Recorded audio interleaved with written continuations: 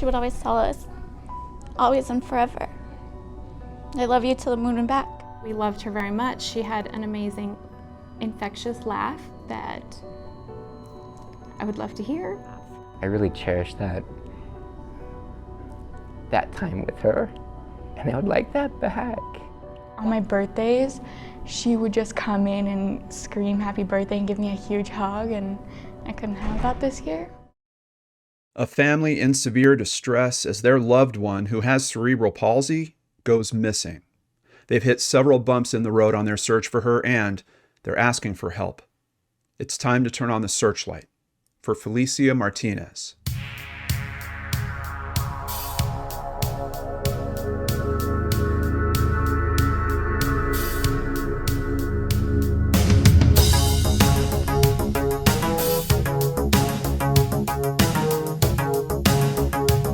Welcome back to Brain Scratch Searchlight. I'm John Lorden. Thank you so much for caring about these cases like I do.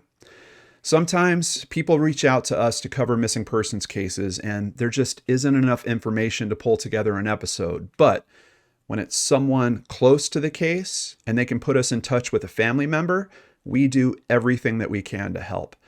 That's what happened in the case of missing person Felicia Martinez. We would not be able to bring you today's case if it wasn't for the help and insights from her caring sister, as well as some research work done by Christy Arnhart and myself. What we all found together is a case that certainly deserves more attention, awareness, and your help. Felicia Consuelo Martinez was born on September 23, 1983, in Fort Campbell, Tennessee, to parents Richard and Gail Martinez, who had been married since 1974. Felicia was their third child, joining Noelia, who is 4 years older, Sonia, who is 3 years older, as well as one brother, Richard Jr., who is 6 years younger. Felicia's sister, Sonia, who is the person that helped us in creating today's episode, fell in love with her little sister, Felicia, from the very moment of her birth. She says that they instantly became best friends forever. When Felicia was 4, the Martinez family headed off to Landstuhl, Germany, where Richard Sr. was stationed for 4 years. Richard had been in the Army for 24 years, and his wife, Gail, also served 15. As a baby, Felicia did not hit the usual developmental milestones, and after many, many doctor's visits, Felicia was diagnosed with cerebral palsy. The Center for Disease Control states that cerebral palsy is a group of disorders that affect a person's ability to move and maintain balance and posture. CP is the most common motor disability in childhood. Felicia would undergo many surgeries starting as a baby, trying to correct her leg muscles and her gait. Felicia had leg braces for stability for most of her life, often requesting that they be her favorite color, purple. A speech therapist also gave the family flashcards to help teach Felicia to sign language. Sonia took it upon herself to work with Felicia to teach her simple sign language phrases, and as Felicia grew up, she developed a strong love for sign language. She would go on to pursue her ASL certification after her graduation from community college. As a child, Felicia was happy, always smiling, and would sometimes initiate silliness that was contagious. One glance could set Felicia and Sonia off in fits of giggles and laughter that could go on for hours. Felicia would make friends wherever she went, her personality being very outgoing, friendly, and kind. Music was another strong passion for her, and singing actually helped improve her speech as she grew older. Felicia would frequently start an impromptu concert, belting out songs like Whitney Houston's Greatest Love of All. Casey's Top 40 was the highlight of the week every Sunday for the family on the way to church. Felicia also loved concerts. She attended many with Sonia. They were each other's concert date for many years. She loved country music, her favorite being the Zac Brown Band. While living in Germany, the family visited many places around Europe, including the Berlin Wall, where Felicia proudly picked out her own piece of the fall of the wall.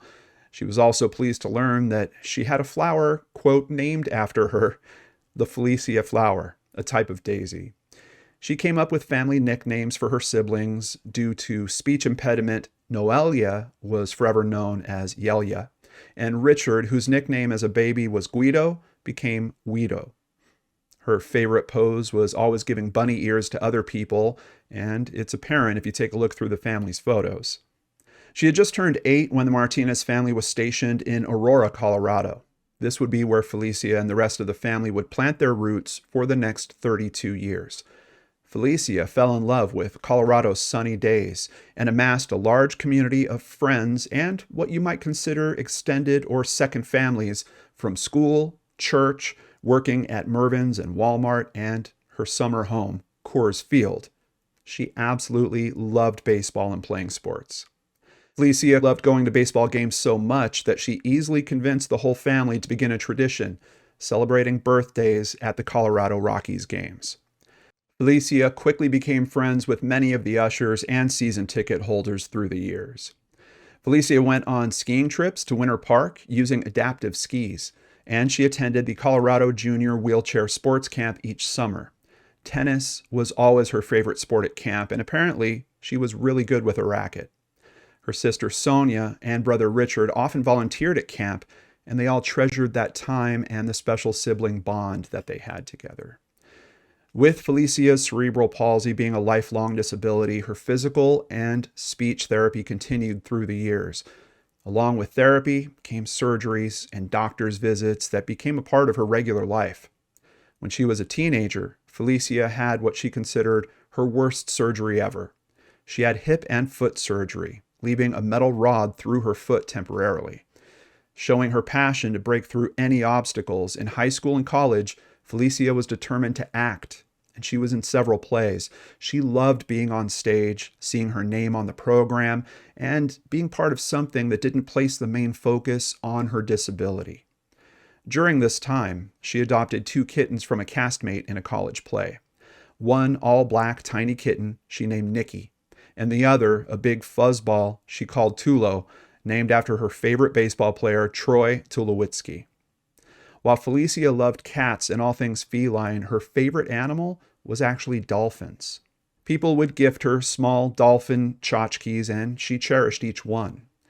Felicia also loved her family dearly, doting on her nephews and nieces when she would see them. And in 2009, Felicia became a mother herself, going into labor shortly after returning from a 4th of July fireworks game at Coors Field. Her daughter, Madeline Olivia, was brought into the world. Felicia loved being a mother so much and would do anything that she could for Maddie. As you can tell from the details that Sonia shared with us about Felicia's early life, she clearly loves her sister deeply, and she'd really like to know what happened to her in the summer of 2021. Let's go over the timeline of her disappearance compiled by the publicly available information we were able to find and then fleshed out with details directly from Sonia. Felicia had last seen a doctor on July 28, 2021. She received Botox injections to help her muscle spasms. This was a regular part of her life during her 30s. 2 days later, on July 30th, Felicia went to lunch with her father, Richard, and brought her daughter, Maddie, along, as well as a friend known as Lucky Puppy. This was a recently new friend of Felicia's, but Sonia tells me that he wasn't a romantic partner. According to the family's knowledge, Felicia was not in any relationship at this time. Now, they all went and they ate at the Southlands Village. It was her dad's request. I think it was his favorite place to go. The restaurant was close to her parents' home, located in the 25,000 block of East Lake Place in southeast Aurora, where Felicia and Maddie were also living, at least part-time. It seems that Felicia was moving around a little bit at this time, which might explain some of why there's a bit of a delay in terms of the missing person. Well, there's a few reasons that we'll get to why the missing persons report wasn't taken appropriately or on time, but I'm jumping ahead. After lunch, Felicia left the family home in her vehicle. This would be sometime around 4:30 or 5 in the afternoon. The vehicle, an early 2000s Nissan Xterra. Now, she hasn't been seen or heard from since, at least by her family. She didn't call or visit her mother Gail for Gail's birthday, which was August 4th, and that was highly unusual. Around August 5th, a letter was sent to Richard and Gail's house from the Social Security Administration for Felicia. Her parents tried to contact her to tell her about it, but Felicia wasn't replying to texts and calls to her cell phone, were going directly to voicemail. This behavior was also abnormal, and Gail opened the letter a few days later to see what it was about. It was from Social Security, and it was basically a reminder to Felicia that her annual physical was coming up, and it was required in order to keep her SSDI benefits for another year. As more days went by with no contact, the family became more and more concerned, and sometime around August 9th, Gail attempted to report her daughter Felicia missing to the Aurora Police Department. The dispatcher that Gail talked to refused to take the report, citing that Felicia was an adult and may have gone missing on her own accord. On August 10th, Gail had arranged to meet Felicia's sister Sonia in Broomfield to drop off souvenirs from a recent trip to Wisconsin. Sonia wasn't feeling well, however, so the meetup was rescheduled until August 13th. In the meantime, between the 10th and the 13th, Gail repeatedly called Aurora PD, desperately trying to get this missing persons report filed, and she was refused each and every time. On August 13th, Gail finally visited Sonia in Broomfield and broke the news to her in person. Sonia told her mother to call 911 non-stop until Aurora PD would take a report on Felicia. Sonia then told her brother Richard about Felicia's disappearance after Gail left Broomfield. Gail would later state, "It's just been trying to get the authorities to take it seriously. They seem to think that all adults can do what they want and adults deserve their privacy, but there are some adults that bad things happen to, and the longer this goes on, the more afraid that I get." Finally, on August 15th, after numerous calls and attempts to get help, Aurora PD sent a sergeant to the Martinez family home to take a report directly from Gail. It had now been weeks, and Felicia was still not replying to text messages, and her phone was still directly going to voicemail. Fox 31 Denver aired a short piece on the 5 a.m. news about Felicia's disappearance on August 16th, and then they ran another segment later that evening. The family took to Facebook to post about Felicia's disappearance on personal pages, community pages, Craigslist FB pages, school alumni pages, just anywhere that could be thought of to help spread word about her disappearance.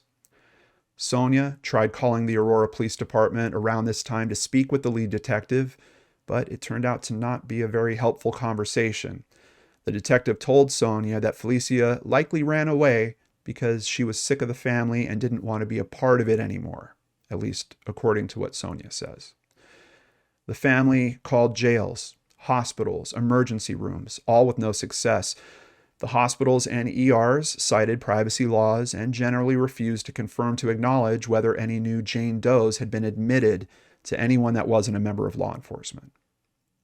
On August 17th, 2021, the Find Felicia Martinez page was created on Facebook to consolidate updates on the case. The family uploaded photos of Felicia and shared the page to keep the word spreading. The page currently has over 900 followers, mostly comprised of family and friends of Felicia. If you'd like to show your support, please visit and give the page a follow at facebook.com/bringfeliciaback. Over the next month, friends and family engaged in email campaigns to any local news outlet that they could find. Many of those emails went ignored. A few outlets blocked senders for supposedly spamming them, and another few responded that they would only report on information at the request of law enforcement. Family and friends continued their efforts, creating missing persons posters, and they spread out and canvassed Aurora, Southeast Denver, and downtown Denver, usually after work and on weekends. People would occasionally report sightings to the Find Felicia page, and when the reports were turned over to the Aurora Police Department, the family was told that they would not investigate any past sightings. They would only respond to 911 calls reporting a live sighting of Felicia within Aurora. In early September of 2021, Sonia created a NamUs profile and entered a missing persons record for Felicia. The record was listed as pending review for months. Now, based on my previous experience with numerous records, there are a few reasons why this might occur. NamUs essentially verifies the information directly with law enforcement. So if they don't get back to NamUs, that can keep the record stuck. Occasionally, for various reasons, law enforcement will actually ask NamUs to not post, or if it is posted, hide an active record. But in my experience, that typically only occurs if the investigation has moved from a missing persons investigation to a death investigation. While working on today's episode, I did verify that the NamUs profile is now active, so thankfully, it got unstuck at some point. The description in the NamUs profile mentions a familiar name, though. It says, quote, Felicia Martinez was last seen in the 25,000 block of East Lake Place on July 30th, 2021. She may be with a heavy-set white man with red hair who goes by the name Lucky Puppy. Felicia had befriended and had been spending time with a large Caucasian male with red hair. Legal name, unknown. On September 19th, 2021, Gail received a phone call from the Denver Police Department reporting that Felicia's car had been found in the area of 6th Avenue and I-25 in Denver. Denver and Aurora are less than 10 miles apart from each other. The car appeared to be abandoned, and Denver PD advised that they would be towing the car to an impound lot.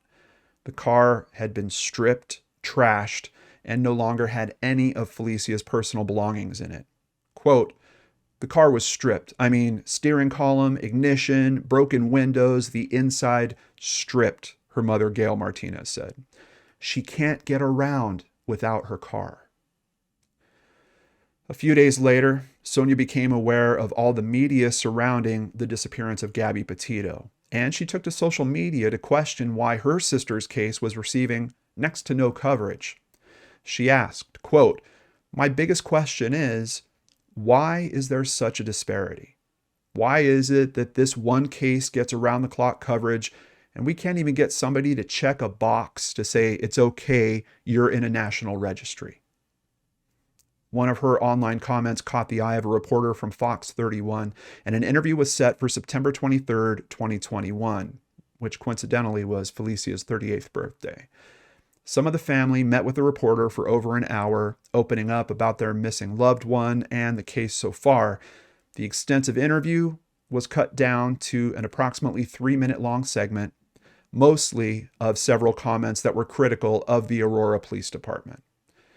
Off camera, the family was told things to the effect of, if Felicia had a social media following, she could get more coverage.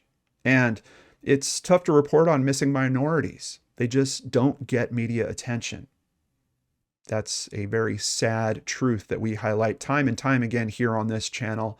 And despite major media sources starting to cite that same issue, few actually appear to be working to counter that with any extended efforts.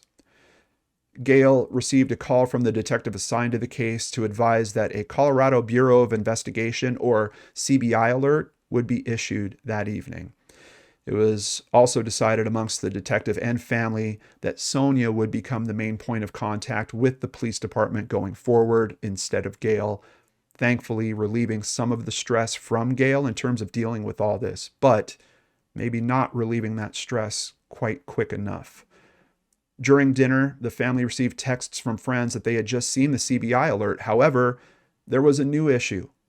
The information in the CBI alert had several incorrect points, including Felicia's birthday. They listed it as 10 years earlier than her actual birth date, which would have made her 10 years older. Most importantly, the date she was last seen was also incorrect. After dinner, Sonia received a call from 9 News Denver requesting a fact check on the CBI alert, and an interview was set up with a reporter from them the following day. However, the following day, Sonia got a troubling message from someone else. A friend texted her to let her know that her mother, Gail, had been rushed to the ER after passing out. Now, Gail's husband, Richard, was also in the hospital at this time, dealing with numerous broken bones from a fall that he had taken. Sonia would learn that her mother had just suffered a stroke. With both of her parents in the hospital and her other siblings unable to get out of work, Sonia met with 9 News on her own for almost an hour, talking about the family's distress at Felicia's disappearance. A 3-minute piece was aired multiple times that night and the following day. Thankfully, the final edit that aired had a heartfelt plea for information from Sonia. During the weekend of September 24th and 25th, Sonia attended a missing person support group hosted by the CBI. There, she asked for help and requested information on why the CBI alert had such bad information in it. She was told by CBI that their information came from the Aurora Police Department. The following month, the family tried to get more of Felicia's phone and financial information for the investigators. Aurora PD advised that the district attorney would not issue warrants for Felicia's phone and bank records since there wasn't probable cause. The family did obtain Felicia's cell phone records directly from AT&T, and they turned those over to the police department. Unfortunately, that information did not contain ping information, which AT&T refuses to provide without a warrant per their privacy policies. As the holiday months hit in 2021, Sonia was contacted by the Aurora PD and told that Lucky Puppy had been identified to them. However, they were not going to provide his real name to the family. They stated that he was actually cooperative, turning over his cell phones for forensic investigation, and that the forensic investigation corroborated what Lucky Puppy had told detectives. He also told detectives that he had seen Felicia approximately 2 weeks after the family had last seen her, and she was with a male, a Hispanic man named Dave. APD also advised that some tips they had received had been followed up on, but they did not provide information as to Felicia's current whereabouts. In late May of 2022, nearing the 1-year anniversary of Felicia's disappearance, the Aurora Police Department met with the family at the Martinez family home in Aurora. They were there to collect DNA from Gail and Maddie. The family was advised that it may take months to get a familial DNA profile created and then uploaded into CODIS. The CBI issued another alert for Felicia that August based on some of the new information provided by Lucky Puppy back in December of 2021. Other events from 2022, warrants were finally issued for Felicia's phone and bank records. Pings determined that her phone traveled up to Brighton on July 31st, a city about 25 miles north, and then back into the Denver area. But since so much time had elapsed, the police department couldn't get more precise information on the exact towers. There was zero cell phone activity after July 31st, 2021. In terms of the financial records, there were a few small charges on Felicia's debit card in early August of 2021, charges from a gas station and a cigarette store. However, her account balance in February of 2023 still had over $9,000 in it, which pretty much lines up with her SSID payments for August through December of 2021. She was also a smoker, so it might have been her actually making those charges at the cigarette store. In December of 2022, the family submitted physical copies of Felicia's dental records at the request of the Aurora Police Department. And it seems at this point, the progress slows to a crawl. On October 19th of 2023, a detective called Sonia to provide updates. He reaffirmed that the investigation had been ongoing, but when asked by Sonia what the time frame would be before Felicia's case would be considered a cold case, she was told that Felicia's case was already a cold case. Apparently, they have 2 people they want to interview, but they've not been able to locate them at this point, and there's nothing else for Aurora PD to investigate.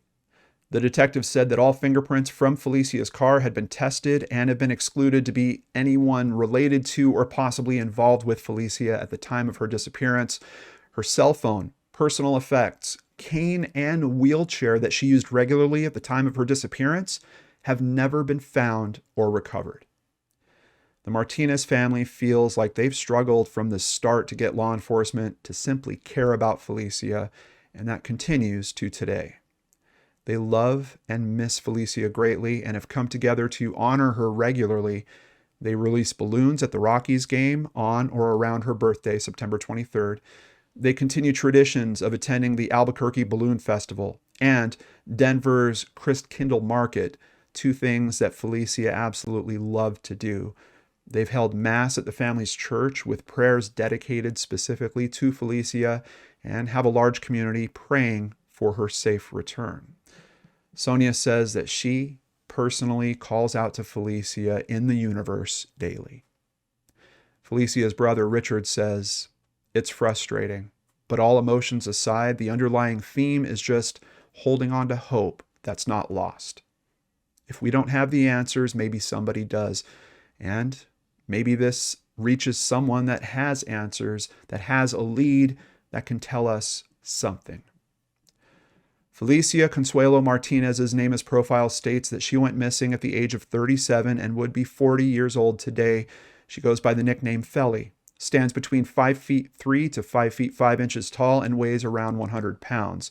She has brown eyes and shoulder-length curly hair, possibly split-dyed half purple and half pink. She wears purple wire rim style glasses, wears leg braces that go from her knee down to her feet, and uses a purple cane or a purple wheelchair. Her walk is very distinctive, with a dragging motion of one leg. Her speech is also impacted and may sound slurred, with enunciation of certain sounds being difficult. She has a tattoo of a dark pink EKG meter, or a heartbeat line, on the front of her right forearm, as well as several other tattoos that include a rosary and a dolphin on her torso. She has many scars on the front and back of both thighs. If you have any information that can help this case, please contact Detective Chris Barchetti of the Aurora Police Department at 303-627-3100 and reference case number 21-31432.